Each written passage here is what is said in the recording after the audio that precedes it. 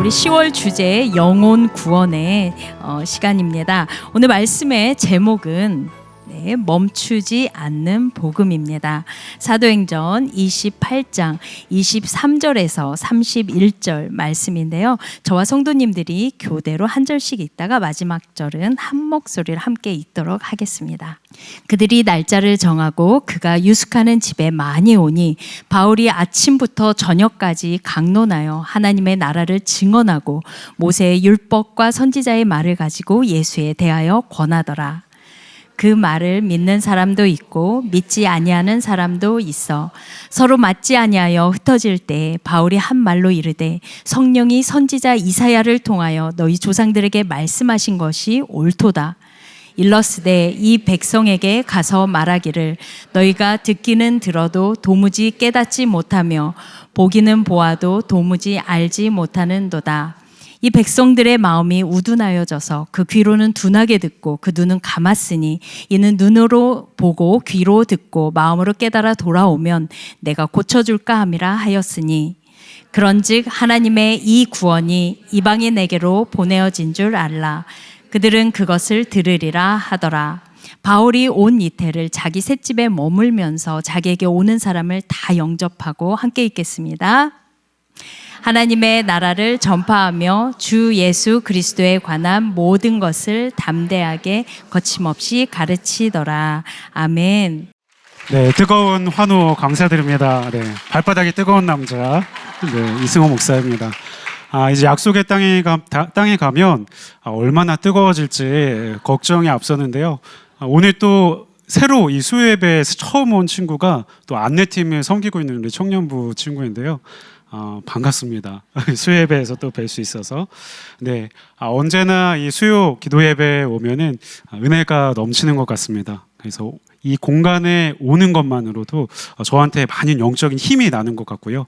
그래서 오늘 조은영 목사님께서 말씀하신 것처럼 영적 비타민이 되는 이 예배 말씀으로 오늘도 큰 힘을 얻으시는 저와 여러분이 되기를 축원합니다. 네, 함께 말씀 나누겠습니다. 사랑하는 성도 여러분, 이 설교를 시작하기 전에 흥미로운 이야기를 하나 들려드리려고 합니다. 아실 수 있는 내용인데요. 이 코카콜라를 전 세계적인 브랜드로 키워낸 이 전설적인 경영자 로버트 우드러프는요, 1923년부터 1954년까지 이 회장으로 재직하면서 기업을 이끌었습니다. 그의 사업 비결을 물어보는 이 기자들에게 그가 이렇게 대답했다고 합니다.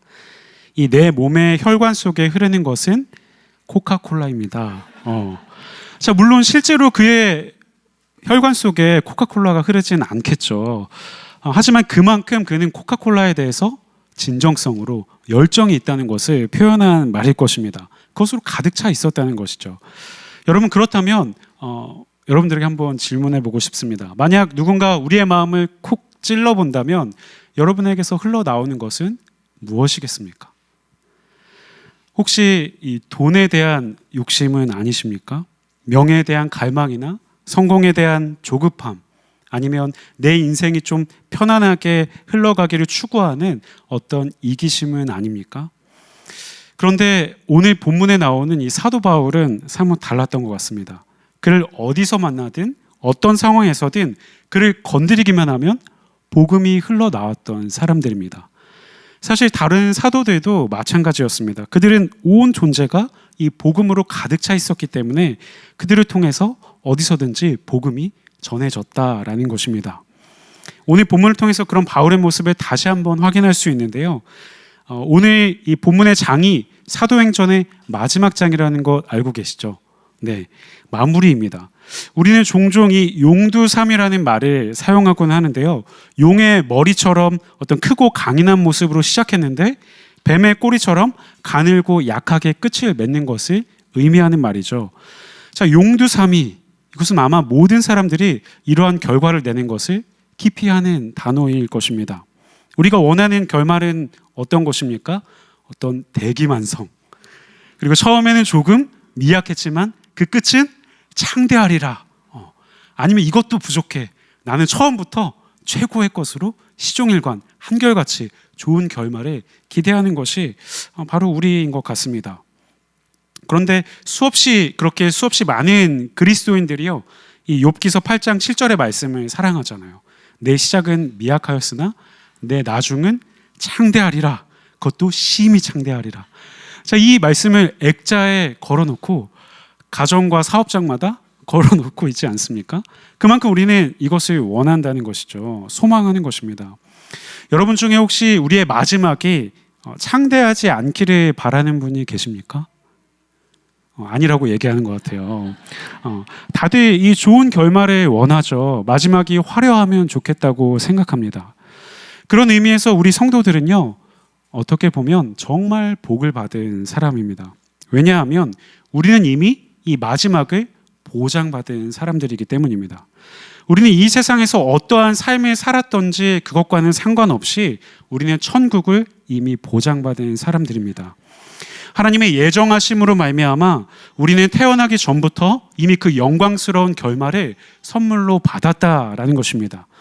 그러므로 우리가 복받은 사람이 아니면 누가 복을 받을 사람이겠습니까? 여러분 이 말에 동의하십니까? 아멘. 아멘이죠. 그러므로 우리의 마지막은 심히 창대하리라 하는 것입니다. 바로 천국, 하나님의 나라, 예수님의 품이 우리의 최종 목적지라는 것입니다. 그런데 오늘 본문을 보면 이런 생각이 듭니다. 이 사도행전의 끝이 정말 이거라고? 이것이 정말 마지막이라? 의구심이 들 정도로 우리가 좀 기대했던 장엄한 그 결말과는 사뭇 다른 결론을 맺고 있습니다. 여러분 사도행전이 어떤 책인지 알고 계시죠? 그 시작이 어떠했습니까? 예수님의 십자가와 이 부활 이후에 교회 역사상 가장 놀라운 이 성령의 역사를 써내려가는 이 아주 걸작의 기록들을 하고 있습니다. 그 시작부터가 얼마나 장대했습니까? 예수님께서 제자들이 보는 앞에서 하늘로 승천해서 올리워 가셨습니다. 구름을 타고 하늘로 올라가시는 그 장면을 한번 상상해 보십시오. 어떤 세상의 영화보다도 따라올 수 없는 장관의 모습이 연출되었을 것입니다. 그리고 이어지는 이 오순절 성령 강림의 사건은 또 어떻습니까? 불의 혀 같은 것들이 갈라져 각 사람 위에 임하더니 이 성령의 말하게 하심에 따라서 모든 사람들이 해보지도 않은 처음 하는 그런 방언의 말로 복음을 전하기 시작했습니다. 그뿐입니까? 이 베드로가 한번 설교하니까 3,000명이 회개하며 돌아오는 역사가 이어집니다. 사도들이 가는 곳마다 병이 났고요. 귀신이 쫓겨나고 죽은 자가 살아나는 놀라운 생명의 역사들이 일어나는 것입니다. 자, 그래서 사도행전이 이 별명이 무엇입니까? 무엇으로 불리죠? 성령행전이라고 불리지 않습니까? 그 별명답게요. 점점 성령께서 역사하셔서 오늘 우리가 마지막에 기대하고 있는 그런 장면들은요. 바울이 물론 결박되어서 로마로 압송이 되어가지만 그가 마지막에는 황제 앞에 서서 그 로마의 황제 앞에서 복음을 전하게 될 것이다 라는 기대를 하게 되는 것입니다. 이런 놀라운 역사의 흐름을 따라가다 보면 그러한 클라이막스의 장면을 우리가 기대하게 되는데요. 바로 바울이 로마 황제 앞에서 증거하는 이 장면. 그런데 어떻습니까? 그 결론이 어떻게 맺고 있습니까? 우리의 기대와는 사뭇 달랐던 것 같습니다. 우리가 기대하는 것과는 다른 결론을 맺고 있습니다. 여러분 로마 제국이 어떠한 제국이었습니까? 당시 온 세계를 호령하던 이 초강대국이었습니다. 팍스 로마나라는 말로 상징되는 이 로마의 평화가 지중해 이 전 세계를 뒤덮고 있던 시대였습니다. 그 제국의 심장부인 로마에서 그곳의 황궁에서 그 왕에게 이 바울이 서서 담대하게 거침없이 예수 그리스도의 복음을 전하는 장면, 이것이야말로 사도행전의 마무리로 알맞은 장면으로 우리가 생각할 것입니다. 그래서 오늘 바울은 지금 로마에 들어가고 있는 것입니다. 그걸 향해서 로마로 가고 있었는데 여러분 그 영화의 엔딩을 보면 이 클라이막스가 중요한데요. 오늘 그 엔딩이 이게 맞나 싶은 생각이 든다는 것입니다. 여러분 우리가 기대했던 결말과는 이 사뭇 다른 결말이 오늘 펼쳐집니다. 우리가 무엇을 상상하든지 오늘 사도행전의 이 마무리는요, 그 이상이 아니라 그 이하를 보여주고 있다는 것입니다. 그렇다면 도대체 어떤 이야기가 펼쳐지길래 그러한 것인지 우리가 클라이막스를 딱 다루기 이전에 먼저 이것을 이해하기 위해서 먼저 바울이 그에 앞서서 무엇을 해왔는지를 한번 자세히 살펴보아야 할 것입니다. 오늘 본문 23절 말씀을 함께 읽어보겠습니다. 그들이 날짜를 정하고 그가 유숙하는 집에 많이 오니 바울이 아침부터 저녁까지 강론하여 하나님의 나라를 증언하고 모세의 율법과 선지자의 말을 가지고 예수에 대하여 권하더라. 자, 이것은 바울과 유대인 지도자들의 이 두 번째 만남의 시간이었습니다. 자, 첫 번째 만남에서는 바울이 왜 로마로 오게 되었는지를 설명했고, 유대인들은 바울이 전하는 이 복음에 대해서 더 자세히 듣고 싶다고 이야기했습니다. 그래서 날짜를 정해서 더 많은 사람들이 함께 그 자리에 온 것입니다. 바울이 이 가택 연금 상태라서 그런지 그리 넓지 않은 이 셋집에서 사람들이 아마 빼곡하게 모여 앉았을 것입니다.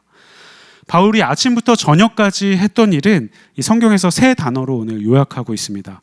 첫 번째로는 강론했다고 했습니다. 이는 하나님의 말씀을 체계적으로 가르쳤다는 의미이죠. 둘째로는 증언했다.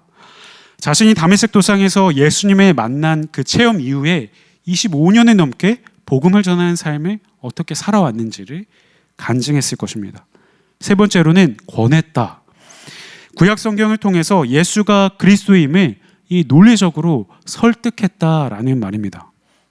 오늘 이 바울이 전한 복음의 핵심 내용을 보면요, 하나는 이 하나님의 나라를 전했고요, 다른 하나는 예수 그리스도에 대해서 전했다는 것입니다. 여러분, 이 두 가지는 결코 분리될 수 없는 것이죠. 왜냐하면 예수님께서 이 땅에 오신 목적이 바로 하나님 나라를 세워가기 위함이었고요, 이 하나님의 나라는 예수 그리스도를 통해서만 들어갈 수 있는 나라이기 때문입니다. 그렇다면 우리가 중요하게 생각해 봐야 할 부분이 있습니다. 여러분, 세상 이단들의 특징이 무엇입니까? 그들은 이 하나님의 나라를 전하지 않고요, 자기들의 나라를 전하고 있다는 것입니다. 자기들만 구원이 있다고 주장하고 자기들의 교주나 어떤 조직을 통해서만 그것으로 갈 수 있다라고 말합니다. 반면 진정한 복음은 어떻습니까? 언제나 이 하나님의 나라와 예수 그리스도가 빠지지 않는다는 것입니다. 이것을 중심으로 이야기해야 한다. 이것이 핵심이 되어야만 한다는 것입니다. 그렇기 때문에 우리가 오늘 전하는 복음의 내용에 있어서도 이 하나님의 나라와 예수 그리스도가 빠지면 안 된다는 것이죠. 아무리 좋은 교훈이나 탁월한 이 설교의 내용을 들을 때에도요, 이 하나님의 나라의 복음과 예수 그리스도의 복음이 빠진다면 그것은 단순한 종교적인 교훈이나 가르침에 불과하게 될 것입니다. 그렇기 때문에 우리가 언제든지 이 복음을 전할 때는 하나님의 나라와 예수 그리스도, 이 핵심을 꼭 전해야 한다라는 것을 염두에 두어야 합니다. 오늘 바울이요, 이 구약 성경에 이 해박했다라는 것도 중요한 요점이 되고 있습니다. 당시에는 이 신약 성경이 완성되지 않았던 때입니다. 그래서 유대인들이 가진 성경은 구약 성경뿐이었어요. 그래서 바울은 이 모세의 율법과 선지자의 글을 통해서 이것을 토라라고 부르는데요, 이 예수가 메시아임을 증명해야만 했습니다. 예를 들어서 이 시편 22편에 보면 내 겉옷을 나누어 가졌다라는 이 예언이요, 예수님의 십자가 처형에서 그대로 성취되었다라는 것을 바울이 유대인들에게 설명하면서 보여주는 것입니다. 이 시편은 언제 쓰여졌습니까? 다윗이 기원전 1000년경에 쓰인 것인데 1000년 후에 일어난 일이 이 정확하게 예언하고 있다라는 것을 설명하면서 예수가 그리스도 메시아임을 바울은 증언할 수 있었다는 것입니다. 자, 바울이 히브리어와 헬라어에 모두 정통했고요, 무엇보다 구약 전체를 꿰뚫는 그는 신학적인 지식을 갖고 있었습니다. 그래서 유대인들을 상대로 이 복음을 전할 때 매우 설득력이 있었다라는 것입니다. 랍비 출신인 이 바울만이 할 수 있었던 독특한 사역이라고 또 볼 수 있습니다. 그러면 우리는, 이 시대를 살아가고 있는 우리는 어떠해야 하겠습니까? 우리도 이 복음을 전할 준비가 되어 있어야 하지 않겠습니까? 바울처럼 그렇게 깊이 있게 이 성경적인 지식을 갖고 전하지는 못하더라도 누군가 우리에게 예수 믿는 게 뭐예요? 이 교회에 다닌다는 게 어떤 의미예요? 이 진리에 대해서 물어봤을 때 우리가 적어도 두 가지는 이야기할 수 있어야 한다는 것입니다. 하나님의 나라에 대해서, 또 예수 그리스도 그분이 누구신지에 대해서 설명할 수 있어야 한다는 것입니다. 자, 교회에 오래 다니고는 있는데 내가 이것에 대해서 정확하게 말할 수 없는 처지라고 한다면 우리가 좀 배워가야 할 필요가 있다는 것입니다. 혹시 이 최근에 본 영화나 드라마 지금 딱 제가 그 줄거리에 대해서 물어본다면 아마 신나게 이야기해 줄 수 있는 분들이 많을 거라고 생각합니다. 저도 이 드라마를 좋아하는데요. 저한테 물어본다면 저도 막 잘 설명을 해줄 수 있을 것 같아요. 그것에 대해서도. 그런데 막상 복음에 대해서 딱 질문한다면 막막해지는 것이 현실인 분들도 있을 거라고 생각합니다. 그렇다면 우리에게 부족한 것이 무엇인지 정직하게 한번 살펴보고 내가 교리적인 것, 내가 정말 이것이 내 안에 잘 내재되어 있지 않다면 말씀 공부를 통해서 아니면 교회에서 하는 양육 프로그램들을 통해서 이것을 정립해 가는 것이 꼭 필요하다는 말씀입니다. 그리고 무엇보다 중요한 것은 자신의 삶에서 경험한 이 하나님의 은혜를 간증할 수 있는 준비가 되어 있으면 됩니다. 사실 가장 좋은 이 복음의 전도 방법은요, 내 삶이 어떻게 하나님을 만나서 이 전과 후가 달라졌는지를 고백하는 것이 진정한 이 복음 전도의 가장 중요한 무기가 될 수 있다는 것입니다.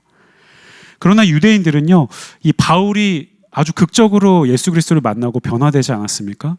그 삶의 간증도 전하고 또 그들이 믿고 있는 이 구약 성경이 예수님이다라는 것을 아주 논리적으로 설명을 해도요, 받아들이지 않았다는 사실입니다. 오늘 본문 24절, 25절 말씀을 함께 읽겠습니다.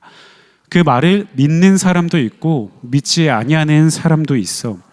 서로 맞지 아니하여 흩어질 때 바울이 한 말로 이르되 성령이 선지자 이사야를 통하여 너희 조상들에게 말씀하신 것이 옳도다. 자, 믿는 사람도 있고 믿지 않는 사람도 있다는 것입니다. 그때나 지금이나요, 언제 어디서나 이 누구를 대상으로 복음을 전해도 믿는 사람이 있고 믿지 않는 사람으로 나뉜다라는 말입니다. 그래서 이 서로 의견이 맞지 않아서 흩어졌다라고 성경은 기록하고 있습니다. 아마 바울이요, 회당에서 이 복음을 전했다면 바로 쫓겨났을 것입니다. 이렇게 반대하는 사람들이 있었기 때문에요. 그런데 지금은 바울이 이 셋집이라는 곳에서 전하고 있었기 때문에 상황이 사뭇 달랐던 것이죠. 믿지 않는 사람들은요, 그냥 일어나서 그 공간에 떠나면 됐다라는 것입니다. 그래서 바울은 이 셋집에서 복음을 마음껏 전할 수 있었습니다. 자, 복음을 거부하는 사람들이 떠나자 바울은 이 이사야 6장 9절 10절 말씀을 인용해서 말씀하고 있는데요. 오늘 25절 27절 말씀입니다. 다시 한번 본문을 읽어보겠습니다. 서로 맞지 아니하여 흩어질 때에 바울이 한 말로 이르되 성령이 선지자 이사야를 통하여 너희 조상들에게 말씀하신 것이 옳도다. 너희가 듣기는 들어도 도무지 깨닫지 못하며 보기는 보아도 도무지 알지 못하는도다. 이 백성들의 마음이 우둔하여져서 그 귀로는 둔하게 듣고 그 눈은 감았으니 돌아오면 내가 고쳐줄까 함이라 하였으니. 아멘. 자, 여기서 중요한 것은요, 바울이 성령이 이사야를 통하여 너희 조상들에게 말씀하신 것이라고 했다는 점입니다. 이사야 시대의 말씀이지만 그것은 성령께서 지금도 동일하게 하시는 말씀이라는 의미입니다. 여러분, 하나님의 말씀은 살아있습니다. 믿으십니까? 시간을 초월해서 지금도 동일하게 역사가 되는 말씀이라는 것입니다. 그래서 이사야 때나 바울 때나 또 지금 우리의 때나 동일한 하나님의 역사가 일어난다는 것입니다. 여러분, 하나님은 시간에 묶이는 분이 아니시죠. 시간을 초월해서 계시는 분입니다. 영원을 사시는 분입니다. 그래서 하나님의 말씀이라면, 그 하나님의 명령이라면 그 유효기간은요, 영원하다라는 것입니다. 우리가 태초에 말씀에 계시니라 이 말씀이 하나님과 함께 계셨으니 이 말씀은 곧 하나님이시니라. 이 요한복음 1장 1절의 말씀을 우리가 믿는 이유가 바로 여기에 있습니다. 성경이 우리에게 지금도 살아있는 하나님의 음성인 이유입니다. 그런데 문제는 이 사람들이 이 진리 앞에서 어떤 자세를, 어떠한 태도를 취하고 있느냐는 것입니다. 진리가 우리 안에 들어오면 어떻게 해야 됩니까? 그 진리 앞에 반응하고 변화를 일으켜야 하는데 그것이 옳고 그른지를 판단하고 있다는 것이죠. 그런데 그 순간에, 우리가 판단하려는 순간에 우리는 그것이 진정한 진리로 우리 안에서 그것이 역사되는 것을 방해한다라는 것입니다. 진리가 나를 판단하고 그 진리가 나를 변화시켜야 하는데 내가 진리를 재단하고 평가하려는 순간 아무런 변화가 우리 안에 일어날 수 없다는 것입니다. 유진 피터슨 목사님의 표현을 빌리면요, 말씀은 내가 판단할 재료가 아니라 내가 먹어야 할 양식이라고 했습니다. 이해가 되든 안 되든, 받아들여지든 안 받아들여지든 일단 말씀을 먹어야 한다는 것입니다. 날마다 성경을 읽고 말씀을 묵상하고 그 말씀대로 살려고 애쓰는 그 태도야말로 우리에게 진정한 이 말씀으로의 변화가, 이 말씀의 역사가 우리의 삶에 일어날 수 있는 시작이 된다는 것입니다. 반면에 우리가 말씀을 받을 때 그것이 이게 옳은 거 아닌가? 분석하고 비판하려 드는 순간에 그 사람에게는 진정한 성령의 역사가, 그 말씀의 역사가 일어나기 어렵다는 것이죠. 그것이 어떤 사람들이었습니까? 예수님 시대의 바리새인과 서기관들이었다는 것입니다. 그들은요, 이 토라를, 하나님의 그 구약 성경을요 해석하고 필사하고 가르치는 종교 전문가들이었습니다. 당시 종교계에 성공한 인물들이었어요. 그런데 예수님께서는 그들을 회칠한 무덤이다, 독사의 자식들이다 라고 책망하셨죠. 왜 그렇겠습니까? 그들이 진리를 먹지 않고 판단하는 입장에 있었기 때문입니다. 그래서 그들의 삶에는 조금도 변화가 없었고 그들의 삶에는 진정한 하나님을 향한 사랑이 없었고요, 하나님을 닮아가는 모습이 없었다라는 것입니다. 이것과 같이 오늘날 우리 교회가 그러한 능력을 잃어버리고 또 그리스도인들이 이 세상에 아무런 영향을 주지 못하고 있는 이유가 바로 여기에 있지 않을까 생각합니다. 말씀을 듣고 읽고 심지어 이 말씀의 홍수라는 이 시대에 살아가면서 수많은 말씀을 우리가 찾아서 듣기는 하지만 변화되지 않고 있다면 그 말씀이 정말 어떻게 우리를 통해서 그 복음이, 그 말씀이 다른 사람들에게 흘러가는 통로의 역할을 우리가 할 수 있겠습니까? 그래서 오늘 28절에 바울은 중요한 선언을 하고 있습니다. 함께 읽겠습니다. 그런즉 하나님의 이 구원이 이방인에게로 보내어진 줄 알라. 그들은 그것을 들으리라. 자, 여기에 이 하나님의 구원 역사에 이 놀라운 역설이 또 있는 것입니다. 본래 구원은 유대인들에게 먼저 주어졌던 것이죠. 그들은 선민이었습니다. 메시아를 기다리고 있는 사람들이었습니다. 그런데 정작 그들이 복음을 거부하자 구원이 이방인에게로 흘러가게 됐습니다. 유대인들이 복음을 거절했기 때문에 사실 저와 여러분 같은 이방인들에게 복음이 전해질 수 있었습니다. 그리고 우리가 구원을 받을 수 있었다는 것이죠. 여러분, 우리가 귀중하게 여기는 그 보석의 가치를 모르고 내던져버렸을 때 지나가던 사람이 그 보석에 이 귀한 것을 하면서 주었다는 것이죠. 그것과 마찬가지입니다.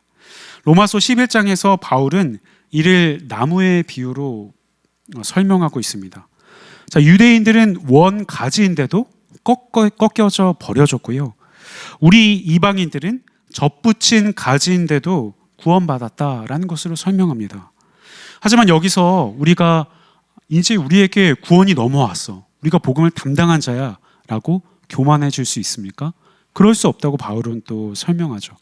원 가지도 아끼지 않으신 하나님이 접붙인 가지인 우리를 아끼시겠냐라는 것입니다. 우리도 이 복음을 소홀히 여기거나 복음대로 살아내지 못한다면 언제든지 꺾여져 나갈 수 있다는 사실을 우리는 기억해야 합니다. 한번 구원받았으면 이제 끝이다라는 안이한 생각을 가지면 안 된다는 것이죠. 구원의 가치를 알고 그 구원을 완성해 나가는 그런 참된 믿음의 삶을 우리는 살아야만 할 것입니다.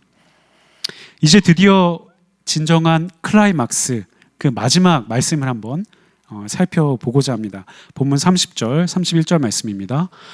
바울이 온 이태리 자기 셋집에 머물면서 자기에게 오는 사람들을 다 영접하고 하나님 나라를 전파하며 주 예수 그리스도에 관한 모든 것을 담대하게 거침없이 가르치더라. 아멘. 자, 우리가 처음에는 이 실망스럽게 여겼던 이 결말 부분입니다. 그런데 이것이 사실은 하나님의 작품이다라는 것을 우리가 살펴볼 수가 있습니다. 자, 여기서 바울에게 붙어 있었던 이 군인 한 명이 나오는데요. 그가 오히려 하나님의 섭리였다라는 것을 볼 수가 있습니다. 만약 그 군인이 없었다면 바울의 적대자들이 바울을 끝까지 쫓아와서 바울을 해치거나 바울이 전하는 복음에 대해서 방해하려고 했을 것입니다. 그런데 로마 군인이 지키고 있으니 그런 일이 일어날 수 없었다라는 것이죠. 오히려 바울이 안전하게 그 복음을 전할 수 있도록 그 환경이 조성되었던 것입니다. 게다가 바울이 감옥에 완전히 갇혀 있었다라고 한다면 사람들이 찾아올 수도 없었을 것입니다. 하지만 이 셋집이라는 공간을 얻었다라는 것이죠. 원래 바울이 로마 감옥에 갇혀 있어야 했는데 이 사도행전 16장에 보면은 바울이 요청을 했습니다. 그래서 따로 떨어져 나와서 군인 한 명과 이 셋집을 얻어서 살 수 있었다라는 것이죠. 그래서 이 셋집에 거주하면서 사람들이 자유롭게 드나들 수가 있었습니다. 마치 에베소의 두란노 서원처럼 아니 그보다 더 좋은 이 복음 전파의 거점이 된 것입니다. 그래서 로마의 감옥이 아니라 사실은 이 공간이 로마의 이 바울 교회가 세워진 것 같은 역할을 했다라는 것입니다. 그리고 그 한 명의 군인, 그 군인에게 바울이 어떻게 했을 것 같습니까? 그 사람도 피곤했을 것 같습니다. 하필이면 바울과 함께 거주하는 공간에 있어야 했다는 것. 시도 때도 없이 아마 복음을 받아들이지 않으면 가만히 있을 수 없을 정도로 들들 볶였을 것이라고 생각합니다. 그만큼 바울에게는 그 뜨거운 열정이 있지 않았습니까? 기회만 있으면 때를 얻든지 못 얻든지 전하는 사람이었기 때문입니다. 그래서 이제 그 한 사람이라고 되어 있지만 아마 교대로 근무를 했기 때문에 많은 사람들이 복음을 들었을 것이라고 생각합니다. 이것이 이 빌립보서 1장 13절에서 확인해 볼 수 있습니다. 우리 같이 한번 읽어보겠습니다.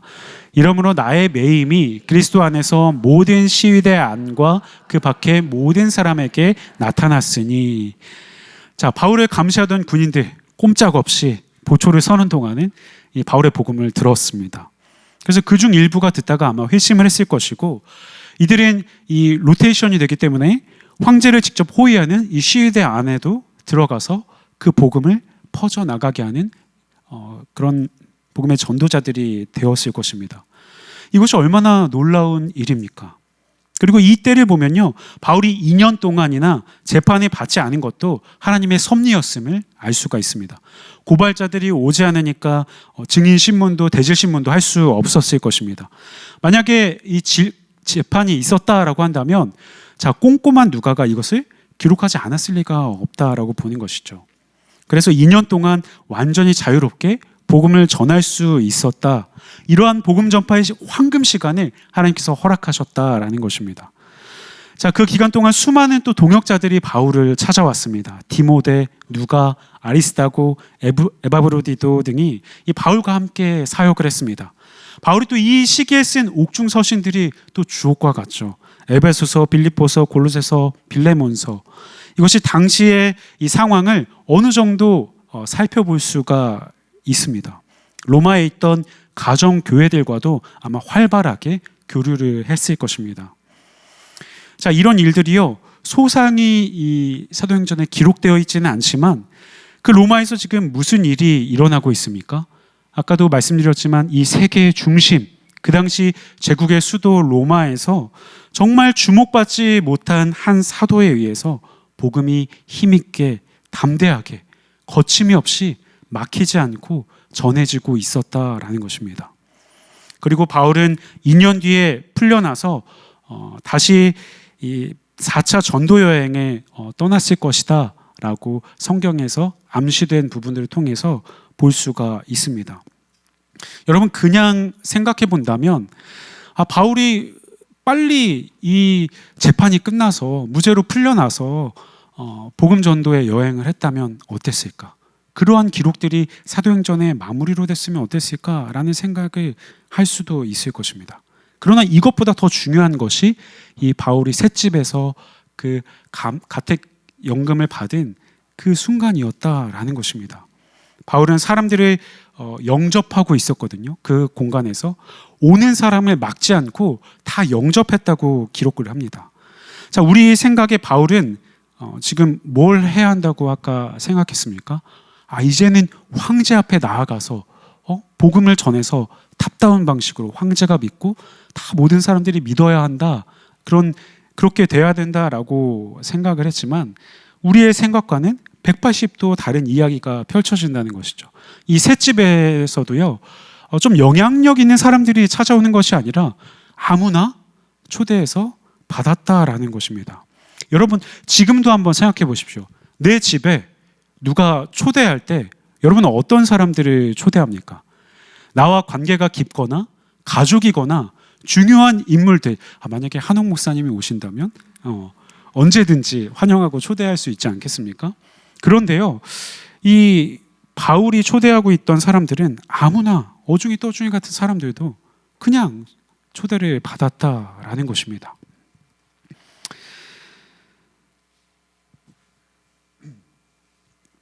그래서 오늘 이 사도행전의 마무리 이야기를 보면요, 우리가 생각하는 이 사도행전의 이 장엄한 스토리와는 정말 사뭇 다른 용두사미와 같은 클라이막스를 보여주는 것이 아닌가라고 판단되면서 이건 정말 영화로 본다면 졸작이다라고 평가할 수밖에 없을 것 같습니다. 그런데 우리의 생각이 졸작이라고 할지라도 하나님은 이 사도행전을 걸작으로 마무리하지 않았겠습니까? 우리가 모르더라도요. 자, 그 의미가 무엇인지 우리가 31절에 다시 한번 읽어봤으면 좋겠습니다. 하나님의 나라를 전파하며 주 예수 그리스도에 관한 모든 것을 담대하게 거침없이 가르치더라. 아멘. 자, 바울이 지금 자신의 셋집 감옥에서 하고 있었던 일들. 자, 로마 제국보다 이 훨씬 크고 영원한 나라, 절대로 망하지 않을 하나님의 나라에 대해서 전하고 있었다. 그리고 로마 제국은 이미 역사 속으로 사라졌지만 이 하나님의 나라는 지금도 확장되고 있는 영원한 나라임을 믿습니다. 그것을 전했다라는 것이죠. 또한 바울은 주 예수 그리스도에 관한 모든 것을 그곳에서 가르쳤다는 것입니다. 여러분, 로마 황제가 감히 예수님께 비교가 될 수 있겠습니까? 로마 황제는 자신을 위해서 백성들의 생명을 요구했지만 예수 그리스도는 백성들을 위해 자신의 생명을 내어주셨던 분입니다. 바울은 그 사랑을 가르쳤던 것이죠. 그것도 담대하고 거침없이 말입니다. 바울이 갇혀있던 곳이 이 바울의 원수인 유대인들이 접근할 수 없는 이 안전한 피난처가 되었다는 것도 하나님의 섭리요 지혜입니다. 로마 군인의 보호하에 있었으니 누구도 해칠 수 없었다라는 것이죠. 사랑하는 성도 여러분, 성도의 가장 이 아름다운 마지막은 과연 무엇이 되어야 하겠습니까? 여러분이 꿈꾸는 인생의 마지막은 무엇입니까? 여러분이 이 땅에서 이 남기고 싶은 가장 소중한 유산은 무엇입니까? 혹시 여러분이 일구어 놓은 어떤 사업이나 재산입니까? 여러분이 구입한 어떤 부동산이나 건물들입니까? 아니면 여러분의 이름을 새긴 그 어떠한 것입니까? 과연 그런 것들이 우리가 맞이할 수 있는 이 최고의 결말이겠습니까? 저는 오늘 사도 바울이 이 마지막으로 했던 이 결말의 모습이 우리의 결말이 되었으면 좋겠습니다. 생의 마지막 순간까지 이 하나님의 나라와 예수 그리스도를 전하는 그의 모습이 저는 참 부럽다라고 생각합니다. 바울은 아그리빠 왕 앞에서도 내가 결박된 이것을 제외하고는 당신도 나와 같이 되기를 원한다라고 말했습니다. 그런데 저는 그 결박까지도 부럽다라고 생각이 됩니다. 왜냐하면 그 결박 때문에 바울은 더 많은 사람에게 복음을 전할 수 있었기 때문입니다. 바울의 이 셋집 감옥이 또 얼마나 복된 곳이었습니까? 그곳에서 이 사람들이 모여들어서 이 하나님의 나라에 대해서 들었습니다. 예수 그리스도의 이 사랑에 대해서 배움을 받고 가르침을 받았습니다. 자, 그곳이 감옥이면 어떻습니까? 그것이 셋집이면 어떻습니까? 그곳이 사람들이 이 생명을 얻는 곳이라면 그곳보다 더 귀한 곳은 없다라는 것입니다. 여러분, 저도 그런 공간을 가졌으면 좋겠습니다. 사람들이 찾아와서 하나님의 나라에 대해서 듣고 예수 그리스도의 사랑에 대해서 전함을 받았으면 좋겠습니다. 그곳이 크든 작든 이 화려하든 초라하든 그것은 상관이 없게 되는 것이죠. 중요한 것은 그곳에서 복음이 전해지고 생명의 역사가 일어나는 것입니다. 여러분, 우리가 이 세상에서 남겨야 할 가장 위대한 유산은 무엇입니까? 절대로 무너지지 않는 하나님의 나라가 되어야 할 줄 믿습니다. 우리를 너무나 사랑하셔서 자신의 생명까지 바치신 예수 그리스도를 전하는 것이 되어야 하는 줄 믿습니다. 그러한 삶이 우리의 마지막이 되는 것이야말로 가장 화려하고 아름다운 엔딩이라는 것입니다. 사랑하는 성도 여러분, 우리 모두의 생애가 이 바울과 같았으면 좋겠습니다. 매일매일이 마지막인 것처럼 여러분 복음을 전하시는 삶이 되셨으면 좋겠습니다. 그러려면요, 먼저 그 복음이 나를 정말로 통과해야 합니다. 정말 내가 그 복음에 심취해져 있어야 합니다. 가득 차야 합니다. 그래야 나를 통해서 자연스럽게 그것이 흘러갈 수 있습니다. 우리 교회에서 지금 전도 축제를 준비하고 있습니다. 여러분들 VIP를 작정하신 분들도 계시겠고요. 참 많은 시간 동안 우리의 자녀와 또 가족들을 위해서 영혼 구원을 위해서 기도하고 계시는 분들이 있으실 것입니다. 그러면요, 우리가 포기하지 않고 이것을 위해서 끝까지 나아가야 하는 줄 믿습니다. 아까도 말씀드렸지만 믿지 않는 사람과 믿는 사람들이 구분되어서 나뉘어졌다고 했습니다. 하지만 그것을 우리는 모르죠. 하나님만이 아시는 것입니다. 우리는 계속해서 때를 얻든지 못 얻든지 내 주변의 사람들에게 그저 전하고 하나님 앞에 모든 주권을 올려드리는 것입니다. 그래서 오늘도 어떠한 상황에서도 또 어떠한 조건에서도 복음을 전하는 것을 기쁨으로 여기면서 우리의 삶 전체가 복음이 되는 그런 저와 여러분이 되시기를 주님의 이름으로 축원합니다. 네, 우리 함께 기도하겠습니다. 사랑의 하나님, 참 감사합니다. 오늘 말씀처럼 사도 바울이 거주했던 그 셋집이 어디에든지 우리의 삶이 그러한 셋집이 되기를 원합니다. 그래서 이것이 복음의 전초기지가 되어서 하나님 나라의 복음을, 예수 그리스도의 복음을 담대하게 또 거침없이 전하는 우리의 삶이 되기를 소망합니다. 하나님, 우리가 만나는 모든 이들에게 그 사람들이 어떠한 사람이든지 우리가 판단하기에 앞서서 기쁨으로 그들을 영접하며 하나님의 복음을 전하는 저희들이 될 수 있도록 주님 인도하여 주시옵소서. 또한 우리의 삶에서 또 우리가 사랑하는 우리의 가족들, 또 우리의 만나는 이들에게 하나님의 복음을 전하기 위해서 애쓰고 기도하는 그 기도의 제목들을 하나님 기억하여 주시고, 우리가 포기하지 않고 끝까지 기도할 때에 저들의 심령이 온전히 하나님을 만나고 변화되는 그날을 하나님 속히 올 수 있도록 하나님 인도하여 주시옵소서. 그렇게 우리의 삶이 복음의 삶이 될 수 있도록 하나님 도와주시옵소서. 감사드리며 예수님의 이름으로 기도드립니다. 아멘.